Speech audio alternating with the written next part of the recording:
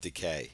Here's an example of radioactive decay where hydrogen-3 will decay into helium-3 by the emission of a beta particle, which is just an electron that comes out of the nucleus.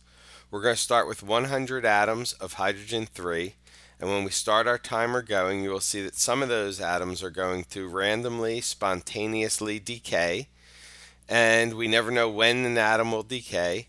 But on average, if we start with 100 atoms, by the time we hit one half-life, we should be down to about 50 atoms. Now again, it's random, so you never know if it's going to occur this way, so this time we're at about 52 when we pass the half-life mark. By the time we reach the next half-life, on average, we should be down to about 25 atoms. Each time a half-life passes, your number of atoms remaining gets cut in half. Technically, you never go down to zero, okay, but you asymptotically approach zero as the time gets longer and longer. Realize it's spontaneous, so if you have a single atom, you never know when it's going to decay. So if we start out with our hydrogen-3 and we start our timer, you can see it's an unstable atom, and at some point, in this case, it's looking like way past the half-life, this atom will decay. Sometimes it may decay in less than a half-life. Okay, but on average it should take exactly one half-life for an atom to decay. Again, this one took much longer than a half-life.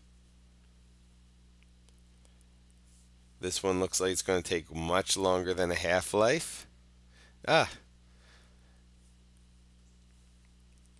Eventually, though, we should see one that decays in less than a half-life.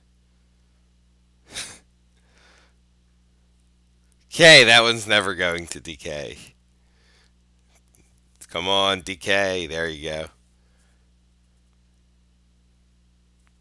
And I promise, sometimes they decay in less than a half-life. Anyway, I wanted to also remind you of the way to write equations for radioactive decay. So we're going to start with hydrogen-3. It decays by giving off a beta particle, which is just a negative electron. And the particle that is formed is helium-3. Now notice there was 1 at the bottom on the left, so we have to have a total of 1 on the bottom at the right. There's 3 at the top, so we need a total of 3 at the top at the end. This is another type of decay. It's called beta positive decay, and in this case a positron, a positive electron, is emitted from the nucleus. Again, we need to have a total of 6 on the bottom on both sides and a total of 11 at the top on both sides. The final type of decay is alpha decay, and that tends to happen with really large atoms such as uranium-238, and alpha decay refers to helium-4. Okay, if you look at decay graphically, you'll start with a certain number of atoms, in this case 100. When you get down to 50 atoms, that is one half-life.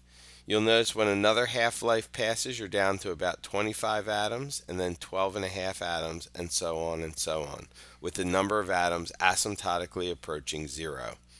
It's important to remember that not only does the atom decay, but it gives off energy, and you can find the amount of energy by taking the mass at the beginning and the mass at the end. You'll subtract them and find that you lost a little bit of mass, and that little bit of mass turns into energy, according to Einstein's E equals mc squared.